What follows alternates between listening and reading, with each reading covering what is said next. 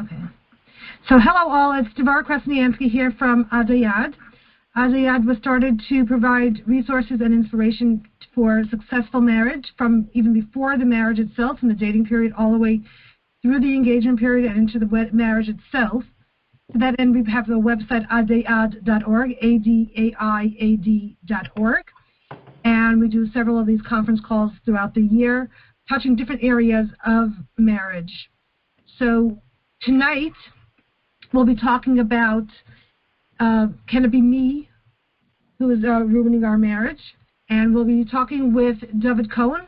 David is a therapist, family therapist, working out in Brooklyn and other areas as well, with a specialty in domestic abuse. But tonight's call is not so much about domestic abuse. So, David, do you want to just talk a little bit about your work for about 30 seconds? Sure. Hi, everybody. Hi, Devora. Thanks for having me. I am, in short, a licensed clinical social worker and also licensed addictions counselor. I actually don't currently have a Brooklyn office. That's just really within the past couple of months. I'm full-time out of New City, which is the Muncie area. So as Devora mentioned, I have a background in one of my specializations with domestic violence, but I really work clinically with a tremendous amount of family work and couples therapy, also premarital work, so couples that are dating and engaged, individually or together coming to prepare themselves. I've worked with several organizations in developing programming, and here I am. Thank you. So like I said, I didn't know you moved out of Brooklyn. That's actually a chaval for the people in Brooklyn, but I guess good for the people in Rockland County. Okay. Yeah, thank you. So we've done a lot. You and I have done quite a number of talks and sessions about domestic abuse, and I want to move a little bit away from domestic abuse to more of couples counseling, couples issues, a little bit less heavy than the heavy talk of domestic abuse. Sure. So I want to talk more about the different behaviors and mindsets that might feel abusive or dysfunctional, regardless of the background cause of it. So let's just jump right into it. Let's talk briefly about different reasons why someone may be acting in an abusive or dysfunctional way. Some of the, please repeat, I want to make sure I heard you. Some of the different reasons, some of the different backgrounds of what is making somebody act in this way that comes out feeling abusive to the other. Well, essentially, if we really take any dysfunctional or hurtful or ultimately abusive behavior down to its core, down to its roots, if we sort of unpack it and trace it, then every single type of behavior relationally goes down to either there is sufficient compassion in the moment or there's a lack of compassion. So being able to be in touch with one's own feelings and being able to have the emotional intelligence to be in touch with the partner's feelings, with one's partner's feelings, and then knowing how to respond accordingly is really what's at the core of either a successful relationship, a successful marriage, or the lack of one. And from there, it works its way upwards, either into an example of a situation that was handled skillfully and effectively, or a situation where ultimately one or both people are walking away feeling hurt and bruised from, in their feelings from what took place, from the interaction. So what helps someone have a healthier sense of compassion for the other, and the flip, what might have gotten someone to the other side of not being so compassionate? Yeah, so ultimately, if only it was differently, it would certainly be helpful to many people. But the reality is we go to school, we go to yeshiva, and we're taught many, many things. But what we don't take formal classes on is anything that has to do with developing our feelings in any formal way, developing emotional intelligence, developing the appreciation and the awareness of what it takes to have a successful relationship. We sort of are expected to learn these things by osmosis. We grow up and we have our own experiences and we get raised and we get influenced and we get impacted, and then we sort of take that into our adult life, and it helps develop our own identity and our sense of the world around us. And then for better or for worse, we take that with us. So most of us have better and worse, some combination of places where we have our own personal strengths and deficits, and also our skills in terms of some things that we're better at and some things that we are more deficient in. So essentially, we are the product of our environment to some extent, as well as our own innate personality.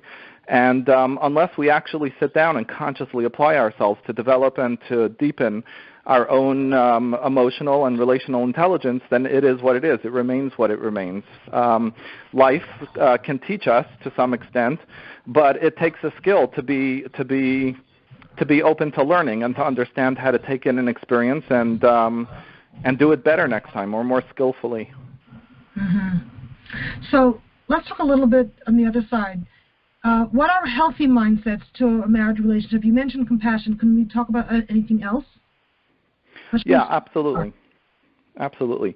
So in order to really to take a look at a marriage, there really isn't an infinite amount of things, of ingredients that are needed to have a happy relationship. It actually is, and the research bears this out. It boils down to knowing your partner and making your partner feel known. And obviously, but this goes both ways, that there's reciprocity, it's reciprocal, it's a two-way street. In other words, not being a stranger.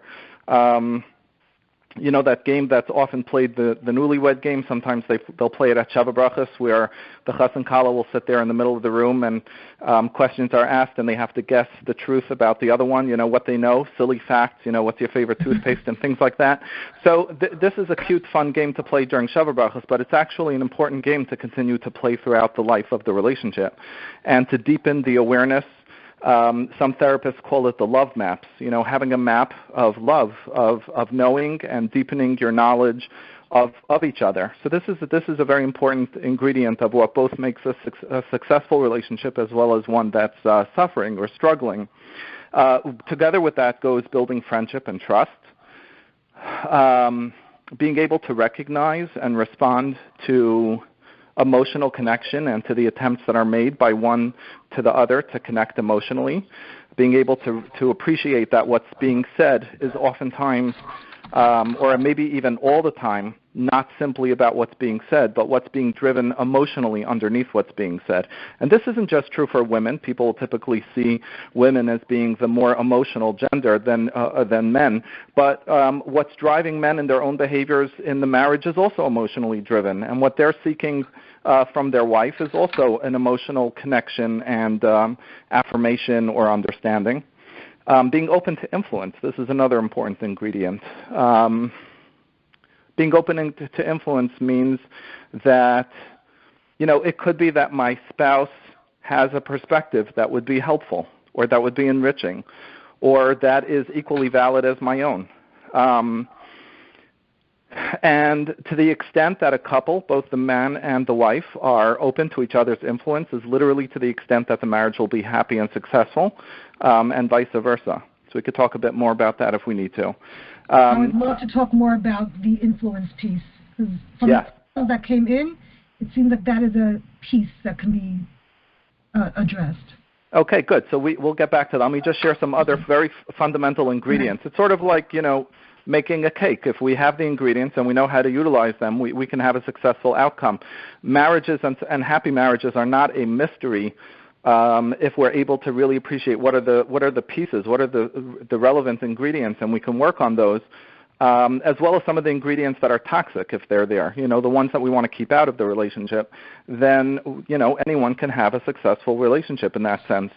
So another ingredient is understanding and being able to work with difficult problems that arise. There's always going to be problems that need to be dealt with, whether they're from life and outside of the relationship itself or from within the relationship. Having the ability to recognize which problems are solvable problems and having the skills to problem solve around them, and which problems are not solvable. They're just there. They're ongoingly present. And I don't remember offhand what the research says the statistics are for this, but there's within pretty much any relationship some extent of problems that are not solvable. They're perpetual in the sense that they reflect the inherent differences of the two people in terms of their personality or their innate sense of values and prioritization of values. So not everything is compromisable or negotiable. And so what does a couple do when they're living with differences and how to navigate that? Being able to resolve conflict in a way that's effective when it is solvable. And then being able to create like a narrative, a story of who are we? What makes us unique? I often say to couples when they come to me for counseling that we need to take a few moments and really appreciate who's the client in the room. And that the client is neither you nor you. I point to each of them. But the client is this coupleship. And we're going to spend a lot of time identifying how you guys are experiencing your coupleship and what makes up your coupleship. And your coupleship is what we're looking to understand and to develop. So being able to help to have a couple develop their own unique sense of what is our coupleship, what makes us who we are as a couple. So those are the important ingredients overall, I think, that research bears out really can be like a map for building a successful marriage. Wow. Okay. So on the website after this recording, I'm going to actually list out. I'll listen again and type it up. So because you said so many powerful things, so it'll be there in the recording. Wonderful. Can we talk again about a little bit more about being willing to take influence? Can you say it also in different words so that we can maybe people resonate with different types of words? What does it look like?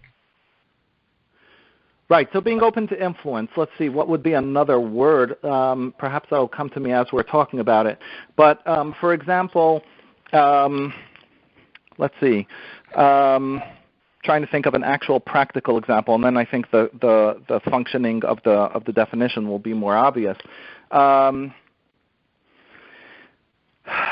Let's see. So we have a couple that's engaged, and they're starting to look at apartments together. And he turns to her. She turns to him, and she says, "I think this is a really good block. We should focus on this particular block to find an apartment." And he turns to her, and his first impulse is to say, "I know that this isn't a good block," and he's got his reasons for why it isn't a good block. So that impulse is being driven by the fact that he feels like he has information that's very important for them to influence the decision, where they're going to focus. But if he just responds from that place, then he's not demonstrating an openness to influence. So an openness to influence doesn't mean I don't have an opinion or whatever my partner says is going to go, or I'm always going to give in. That's not what it means. It's referring to the idea that there is an open and a willingness and there isn't an inherent sense of threat that's being triggered when the partner is expressing something that's different, an opinion, a perspective, a feeling, a need, a want, so that he would instead be able to say, okay, let's talk about that. Tell me why you think this block would be a good block.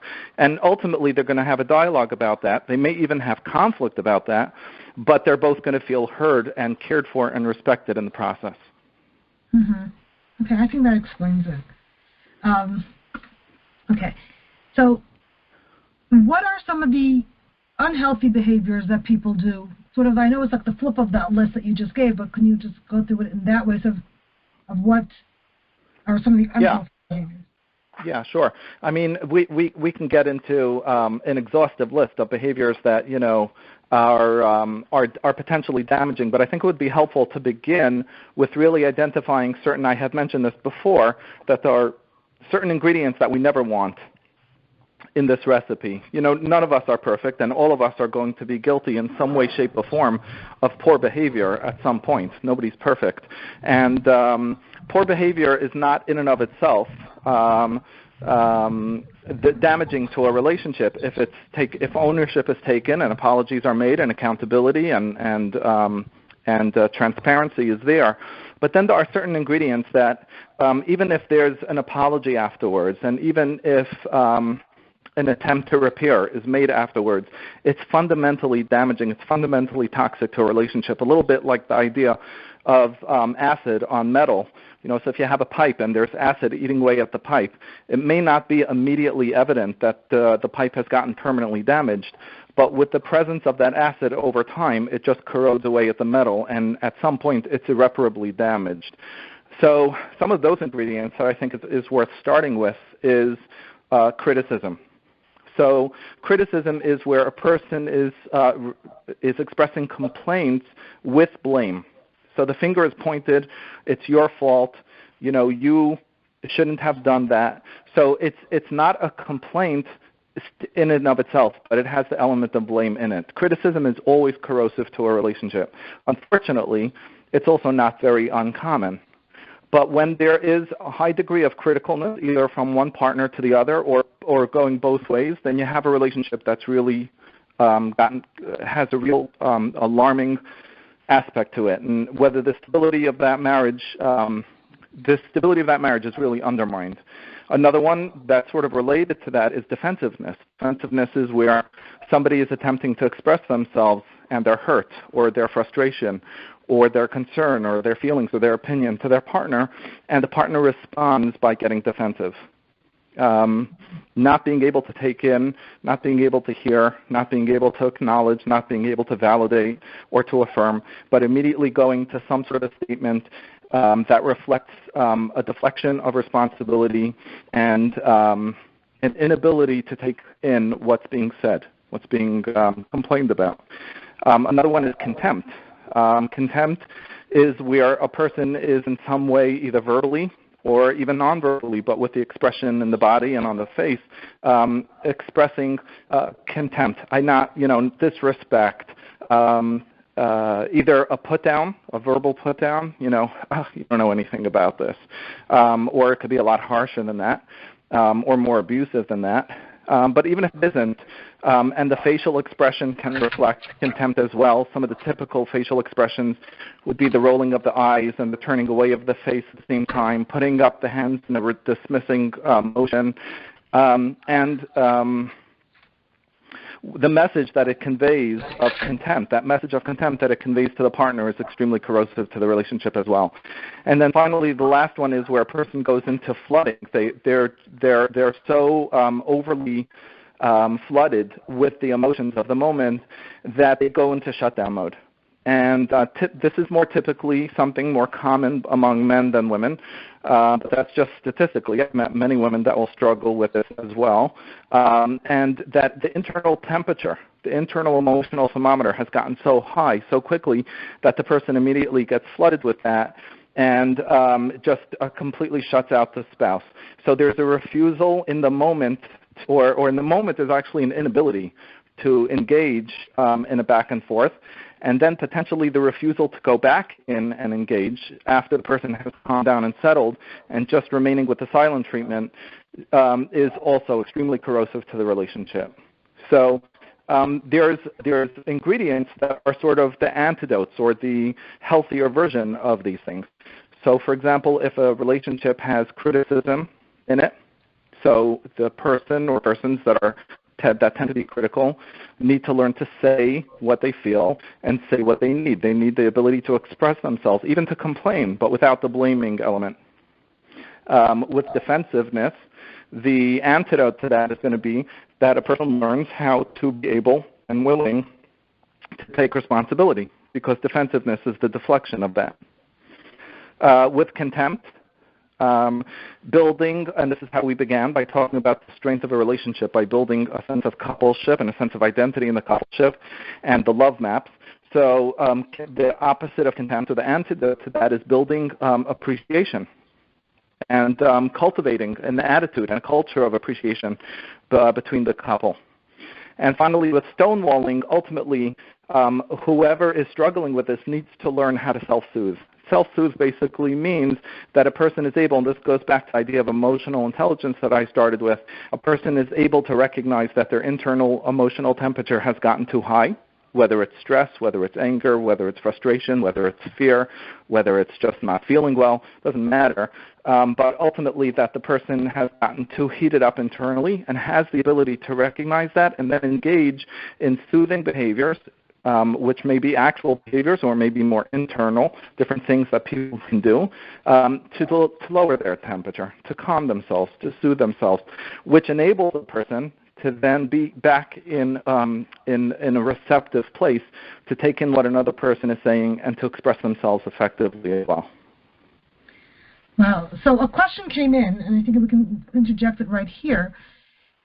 If for so many years there was complaining, and legitimately complaining is pretty much the way the question came in, that there was something that he was doing wrong, and all of a sudden I change, I guess you say that she feels it's too hard to make that big admission and without being vulnerable, without knowing that he's going to receive it or not make fun of her or say, you see, you were wrong all along.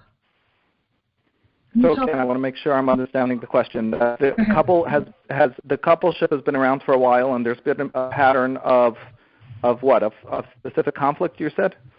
A specific conflict, and she always badgers him about it, and she would like to change. I mean, she realizes the value of changing that, but she feels that if she would now make this change, he would and be vulnerable and make this change, he would come back and say, see, you were wrong all along. You shouldn't have been badgering me about this. So in other words, she wants to change a behavior that's not helping, but the concern is that he's then going to point fingers and blame. Right. Right. So, I mean, my experience is that when there's patterns of blame in the relationship, she doesn't have to wait until, she says something. Sooner or later, the partner that tends to be the blaming one is going to be blaming anyway. In other words, if there's a blaming problem, there's a blaming problem. And it's less about one situation or owning up to one thing that's going to create blame. The question is if fundamentally there's a pattern or a tendency to be blaming. And ultimately there is nothing the other partner can do to prevent the blaming from happening. It's really about the person who tends to do the blaming to have the willingness or to get to the point where they recognize the necessity of taking ownership of this and being able to complain without the blame. I mean, and there's many specific things that a couples therapist, for example, may counsel a couple in some practical ways in how to navigate this. So, for example, there's a tendency sometimes for couples when they're arguing to do what therapists will call the kitchen sinking. They throw everything in, including the kitchen sink, into the dialogue. So what initially begins as one fight, 10 minutes later, 20 things literally could have been touched on or thrown into the mix. And so helping a couple recognize their skillfulness in being able to stay focused, even if there's a temptation because the emotions are getting triggered to want to bring up this and that and the other, but to stay focused on what the issue is at hand, resolve that, and that if there's another issue that the other spouse wants to bring that in as another dialogue. Don't mix into one dialogue 10 separate issues or grievances. Mm-hmm. So, is there ever a possibility, or can one spouse make some significant changes on their side that will make changes into the whole coupleship? If the other spouse is not ready or willing or interested? Mm-hmm. Yeah, because I understand that was sort of the previous question as well. And I think that the answer is yes and no. It's a little bit, this is what I explained to couples, it's a little bit like if a couple is dancing and one person decides to step out of that dance or decides to change the dance. They were doing this dance, but now they're doing a different type of dance. It's going to affect the partnership. It's because the partnership is only dancing this way in whatever pattern or tendency they have, because of the role that those people are playing in that pattern. So on a systems level, you have a system. Two people are functioning a certain way, therefore we have a certain system now. It only takes one part of that system to make change for the system to fundamentally be affected by it. But I think it would be a mistake and not a skillful way to approach it, to take on that sense of responsibility and to say, well, if only I do the right thing, then it guarantees that, the spouse will figure out what they need to do or will identify how they need to change. And again, I think this idea varies from couple to couple and from situation to situation. And like with anything, you can have a couple that is gotten certain struggles that they have. that's relatively minor, all the way to couples that have extremely major dysfunctions or, like you mentioned earlier, abuse or even violence. And so it's certainly true that in a situation where there's an extreme pattern of dysfunction or abuse, then one person trying to change isn't going to automatically guarantee that the person who's doing those things is going to change. And it would maybe perhaps even be dangerous for that person to think that. But yeah, when you have a coupleship that the patterns are, minor, they're the typical struggles that couples can have, then any change that one partner is making in terms of their willingness to be more open-hearted, to be more generous with their heart, to be more willing to give the benefit of the doubt, to be more compassionate and expressive, to convey their feelings for the other, to be more supportive and expressive of support. These things will naturally have a positive ripple effect on coupleship as a whole as well. Mm-hmm. So another question that came in is that I compliment my husband. Again, I guess maybe our listeners are more women, but I compliment my husband, but he doesn't receive it. He always shakes it off or even says something nasty back. I guess what can she? I mean, the idea was, I guess, you're supposed to compliment your spouse, but he's not receiving it. Right. Yeah, there are a couple things to consider. Is the compliment being given, and there's some sort of an agenda or desire for how it will be received or how it will be reciprocated? And so, is the compliment being given with some strings attached, or there's just a desire to really be loving, and the spouse is having some difficulty in the willingness to accept the gesture of care or affection? There are some people, I think we tend to sort of assume gender norms and gender roles, and to some extent there are some generalizable statements we can make about the differences between men and women. But just to keep it general and broad for a minute, there are people who can really struggle with vulnerability and with intimacy and with the ability to be comfortable with the warm and fuzzy moments of a relationship, which is obviously going to be a problem if the attachment style, if the relational needs of the partner is such that they need those warm and fuzzy moments, So at the end of the day, no two people are created equal, but there are certain patterns of styles of attachment and connection, and what feels most meaningful to be needed within a relationship, that some couples will be more compatible than others. And of course, the couples that are more compatible in some ways can lend itself to conflict or to friction or stress or difficulty in other ways. I don't think that there's any perfect recipe where two people are guaranteed, serenity all the time and peace.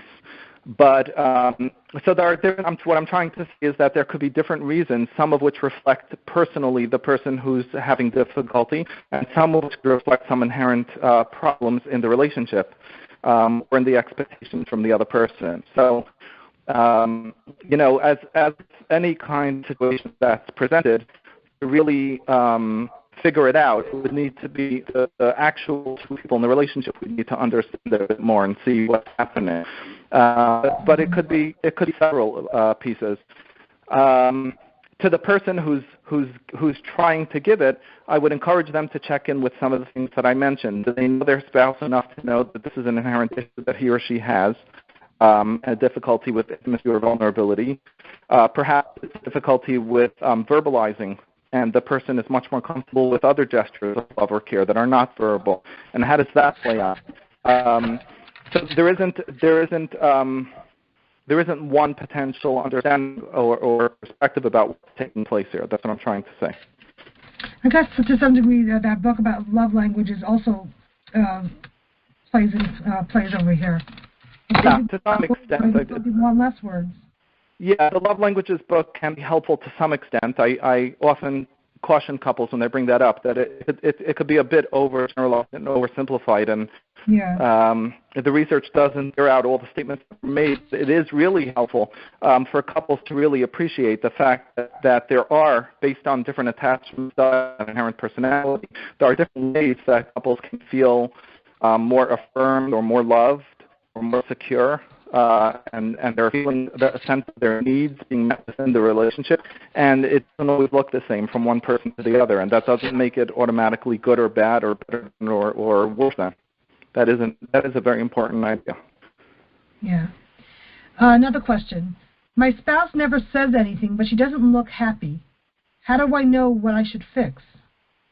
And I guess the other part of the question is, why isn't she bringing it up?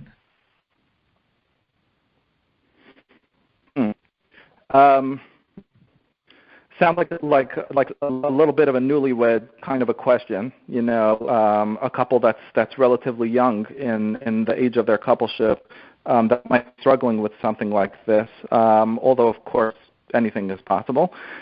But I would first focus on the person asking the question and using the word fix. What exactly does that reflect? Are expectations that they're responsible for fixing something? Fixing connotes that something is inherently broken. If somebody's not happy, it doesn't mean that something's broken automatically. It means that something needs tending to. The question is not so much, what do I need to fix? The question is, am I reaching my spouse? If I'm attempting to reach out to my partner and my partner's not responding to it, what's happening here that I can look at for myself and for the relationship as a whole? So it's less about trying to figure out the spouse, I think. It's more about figuring out, am I reaching out in a way that my spouse doesn't appreciate? Am I reaching out at a time that what my spouse needs right now is space? Am I being pushy? Am I do I have expectations or demands in the moment that are not measuring or meeting where my spouse is holding? Am I putting too much? I mentioned this when I first started answering the question. Am I putting too much of a burden of responsibility on myself? At the end of the day, in order for a relationship to be successful, although it's only 50% of the equation, each partner has to take 100% of that 50% in order for this to work. So, is there some problem with that equation, and the person is taking more responsibility beyond the 50% that they possibly can take? So those are some of the things I would be looking for and trying to sort through. So, like as you mentioned, you got a sense that there was a young couple or a newly married couple. Mm-hmm. How could they really get a sense for what's really going on if they really don't know each other? And I think that's an important coupleship. Yes, I think that's really an important point, is that the couple embraces that truth and that reality and makes it very, very explicit between them. Here we are, we're starting a life together, and we're not going into this really knowing each other extremely intimately.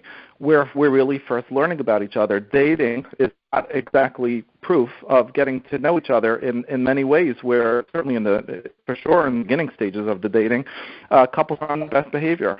And how they comport themselves and behave is not naturally how they're just going to be once they're living together and living life. And it is all about discovering each other and learning about each other and learning about style and differences and preferences. So if the couple really embraces that, both of them, they're not threatened by that, it's not something to hide or to avoid, then instead of there being a pattern, an emotion of reactivity, instead, there's a pattern of openness and exploration and interest and learning and adjusting, and it's not easy. Marriage and successful relationship is hard work. It's analogous to having a garden that you want to be pretty all the time. So you don't just plant it and take care of it once and then let it go and expect to look the same, a month later, 6 months later, 6 years later. It constantly needs to be gardened and tended to, and weeds need to be pulled out, and good things need to be planted in order for it to always be a pretty garden. So if a couple can embrace that and they're proactive in this sense, then they learn about each other and they learn what works. I read recently somebody wrote a very thoughtful idea that relationships are successful when the couple are successful at evolving when they need to evolve, when the relationship needs to evolve, and being consistent and reliable when there are ways and times that the relationship needs consistency and reliability, right? So both are true. There are ways and there are times when stability and consistency and being the same is needed, and then there are other ways that we need to sort of adapt and say, now my spouse needs space. Before, my spouse wanted the opposite of space. They wanted reassurance. They wanted a conversation. What do I need now? How do we convey those things to each other? Are we hearing each other? So when a couple does that, then they have a real opportunity for setting in motion, the future of their relationship in that same spirit. I just add to that, you said a lot of important things. I think that sometimes early in marriage there might be a pregnancy, and that kind of changes a lot of things as far as so many new things happening and the hormones and whatever else, so that she may not even know why she's feeling the way she's feeling. Yeah, and I would say that, and obviously that's happening for her physiologically, but there's also what's it like psychologically and emotionally for the husband as well. Both practically in terms of what kind of lifestyle changes need to be made if she's not feeling well, or if their ability to, go out, have fun is now it has to be dealt with differently. There's an adjustment that has to be made in what they were used to or what they were expecting. And psychologically and emotionally when there are thoughts about the future, nervousness about becoming a parent, and how life is going to be different. I can't stress enough the idea that we begin with today, which is that nobody formally goes to school to learn any of this, not how to become a parent, not how to become a successful couple. It's just we're all supposed to have figured it out and learned it along the way.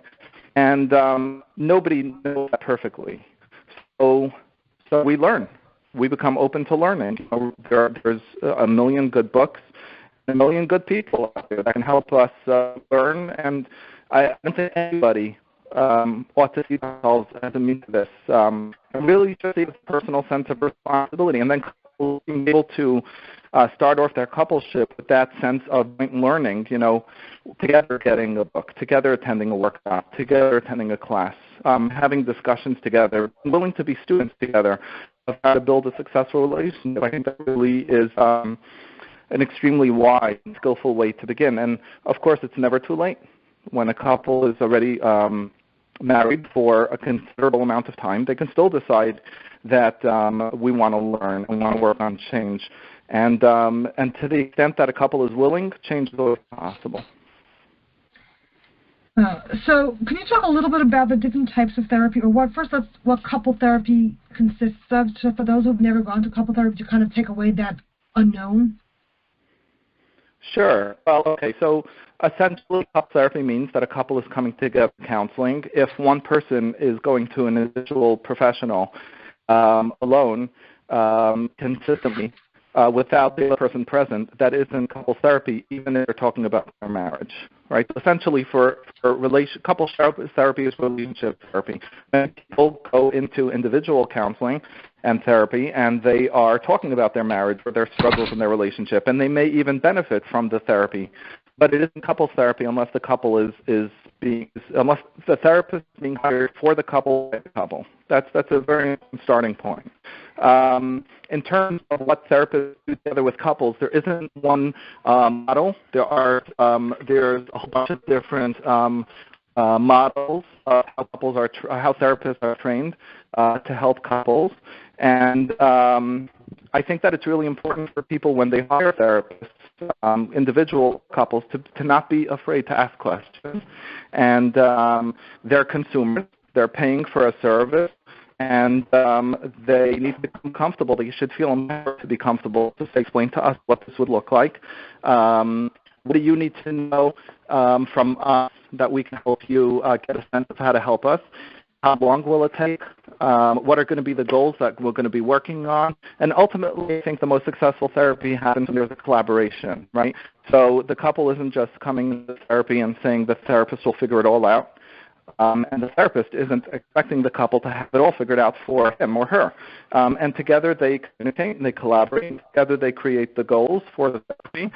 And that's when it works well. Someone asked me, does it true that many of the therapists will unsubconsciously choose one spouse over the other? I mean, I know they're not supposed to, but does that happen? Well, so yeah, well, I mean, it's an interesting question because we can think that built into the question is the idea that the job of the therapist is to always be neutral and to remain neutral. And that's actually a big mistake, especially in couples therapy.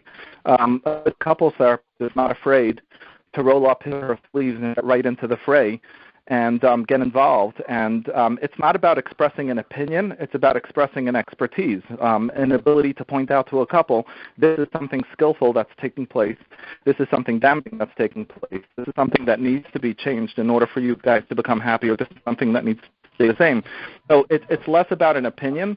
Therapists are people, and all people have opinions. And therapists are people, and they have feelings. So, but therapists are trained to recognize what the thoughts and the feelings that they're having are just their own people stuff versus it's the stuff that is therapy. It's the stuff that needs to be reflected and shared and pointed out and taught in the therapy to benefit the couple. Have had several people tell me that I'm not going to that therapist anymore. He only takes my husband's side, or he only takes my wife's side. Is it possible that they just don't like what they heard that they have to work on, and so that's why they're saying that? Yeah, of course, and it's also possible that that the therapist needs to do a little bit more work in engaging the person who's feeling misaligned against.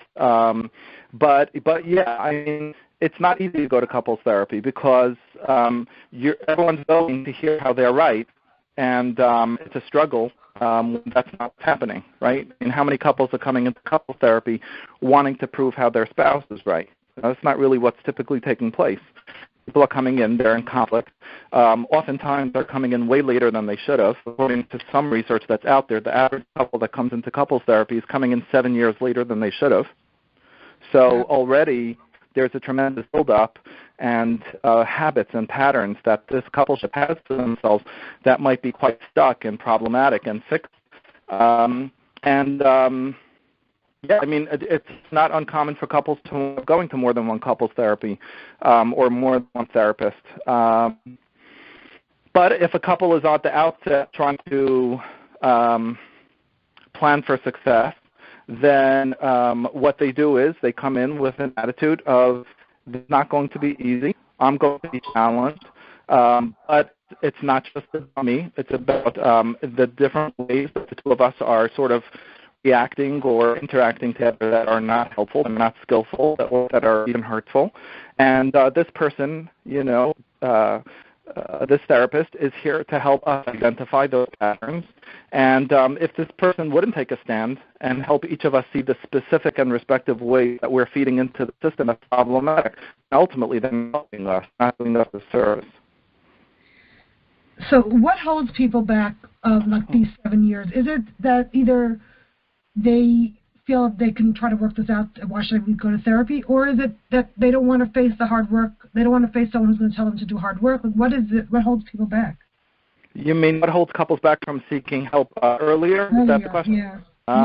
Yeah. I don't think there's one specific thing. I think that there's a couple of different things. I think that first, the first thing to sort of identify and to acknowledge is that even though it's 2018 and times have changed in many different ways, there could be for people a sense of stigma or shame or judgment about needing therapy or about our marriage needing therapy, and that could hold people back. But outside of the stigma factor, some of it is reflective of the relational stuff. If a couple is struggling, but each one really only sees that cause of the struggle lies in the other, then it makes a lot more sense that that person should be going to therapy or should be going to the rabbi or should be going to get fixed or get that book. They're not perceiving it as fundamentally a relational problem. And this is, when couples do come into couples therapy, this is oftentimes the challenge for the therapist, is to help the couple be willing to renegotiate their conceptualization of the problem as reflective of coupleship dynamics, which means that in different ways, it's not about tit for tat, it's not about keeping score, it's not about keeping track, it's about simply identifying the patterns in the relationship and where and how each person is playing into patterns that are helpful and unhelpful, skillful and unskillful, damaging and repairing, etc.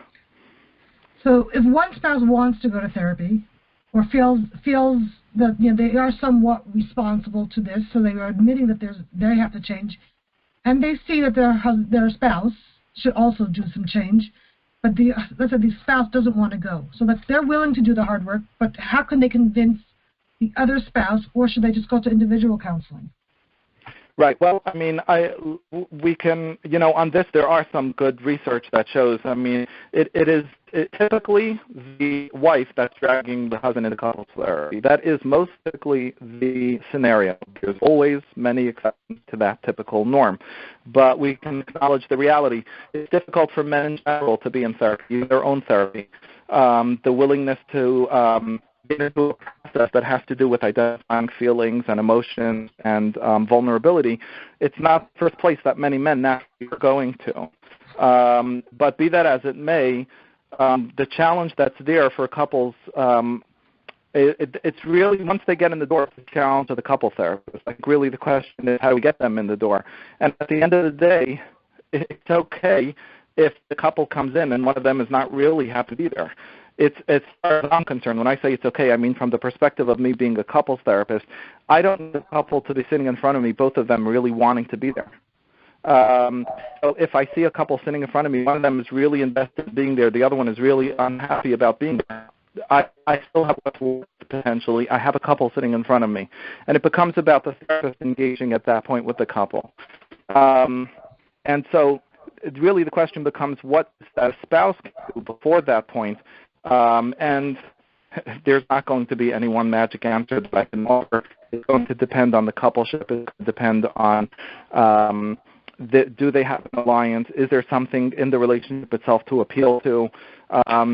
And is it more a matter of real leverage and a sense of threat? If it's gotten that far, that this is what we need to do in order to make this marriage work, because if we don't do this, there is no marriage anymore. So there's coupleships, and the problems that couples have range on the spectrum, as I had mentioned earlier, from something relatively minor, on the minor scale of problematicness, all the way to extremely severe, extremely intractable, deep problems. Sometimes couples come to couple therapy, and it's really a step before divorce, and they're not really available. But again, that's about the therapist helping the couple to explore and to assess where they're at, and what's going to be the purpose of the couple therapy. What are the goals? That's the idea of the collaboration I had mentioned before as well. We have one more question, I think. Time for one more question. This one came in. What if the marriage is just boring, or we have such differences, like it's just we have different values? Can couple therapy help that?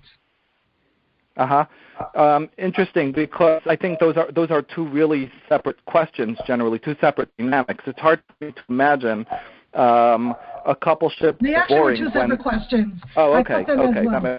Okay, yeah, because there's one challenge that a couple has when the experience is a boredom, that they're not experiencing the coupleship as being stimulating and as fulfilling and meaningful. That's one challenge. And then the other challenge is where the couple has so many differences that they may enjoy doing certain things, and they may have a lot of stimulation, but if anything, the coupleship is too stimulated. There's too much conflict. There's too many times that there's friction, or that they're rubbing up against each other in their likes and their preferences and dislikes and their styles and their values. So two different types of situations, both of which are fairly common. So with the first one, a lot of attention has to be given to cultivating friendship and admiration and fondness in the relationship, helping them learn to deepen their knowledge of each other. And really, you would think that after X amount of years, it would be safe to assume that people know each other well because they're living together, they have children together, they're sharing a life together. But if they're not actually cultivating this, then then it isn't necessarily happening. And sometimes it's one spouse that's more attuned and has an awareness and appreciation of the other spouse in a way that the other spouse hasn't reciprocated to do that kind of work and to get to know. So sometimes the problem in that sense of developing the love maps and the fondness and the admiration lies more within one part, and sometimes it's really a job for both of them in the marriage, for the couples therapist to help them, or for them to go read a book and develop. There are different books that can help them do exercise, ask each other questions, playing games together, to really start developing. And at the end of the day, it's going to boil down to willingness. If they're willing to do the work, to put in the time, then the potential is there for this relationship to no longer be boring. There's no such thing as two people that have to be doomed to boredom. In other words, it's not about the inherent preset, you're one type and I'm one type, so this can't work. There are going to be, based on the compatibility, the match of the couple, or the incompatibility, there are going to be specific ways that certain couples have more ease in certain ways and more challenges in certain ways. But there's a perfect formula that guarantees, an easy, the work is always work. In some way or another, couples need to work to develop the couple. With regard to the other couple, the one that's prone to conflict and their differences being there's going to be a lot of work that needs to be done on learning how to compromise, learning how to negotiate conflict, learning how to hear each other. And that's where the focus in that work would be. And I guess one more question snuck in. It's sort of been touched on a little bit. They're getting advice and they're getting good exercises to do, but one of the spouses is not doing the exercises. So it's not going anywhere. Is this a question of couple therapy where they're in therapy and the therapist is giving them exercise to do? Is that what you mean? Yes. The couple gave them exercises to do. And again, that's going to be an assessment from the therapist that needs to determine. I mean, the one thing that should happen is that the spouse that's doing it takes it on as their own personal issue. They should bring it back to the therapy and dump it back at the hands of the therapist. Allow the therapist to be the one to navigate that, rather than attempting to be sort of the teacher's assistant, so to speak, the therapist assistant. Well, you're not doing what the therapist said. You're not doing your homework. It could be tempting to go there. I think it would be much more skillful for the person to continue to engage within the relationship in the way that they're invested and that they know is the right thing for them to do, what's being called for. And the next session, listen openly. If there's a potential for going directly to the spouse and saying, look, this means a lot to me. I believe that this would be very helpful for us. Are you willing to try? Would you be willing to do this for me? And appeal to the spouse, and that can work, then certainly by all means. But otherwise, allow it, to become part of the process and the challenge for the therapist to negotiate with the couple and the issues that arise there. That's what I would suggest. Yeah. So any thoughts, like final thoughts, hopeful thoughts that you can end with? Yeah. I think that, of course, it would behoove people that are not yet married to really allow themselves to consider what is the marriage for. What are my expectations, my dreams, my hopes, my assumptions about what this marriage will or won't give me, what I want it to give me. And really, ultimately, this isn't just true for couples that are not yet married, but for couples that are already married. What were my assumptions? What have been my wants or my needs?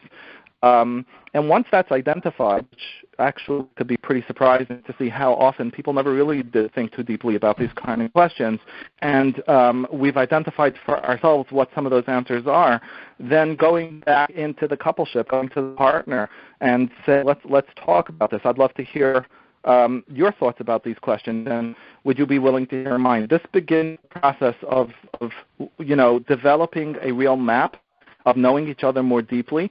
What are the dreams and hopes for the relationship, and opens the door wide open for the couple to deepen and to strengthen their bond and their relationship. So this is something that I would just, as a takeaway, that no matter, unmarried, married, no matter how many years, that everyone could take home from tonight from the phone call is, begin to start asking ourselves first, and maybe do some journaling on it, some writing on it, some reflecting, taking some time, and then bring it to the spouse and the partner and offering, let's get into this together. Let's share this with each other. And not assume that yet tomorrow has to be like yesterday. Today is a day that happened before. So if we come together and engage differently, then something different can happen. And that, like I had said earlier in the talk, all it takes is two people that have the willingness for change to happen in order for change to be possible. That's a wonderful way to end. You have to have to have the willingness. So thank you, David. This was very welcome. To all, this has been recorded and will be available on our website, adai.org/past-events. If you have any other questions and you want to ask anonymously, you can ask on our website. There's a big button that says Ask Anonymous Question. The website is adai.org. And once again, thank you and good night. Have a good night.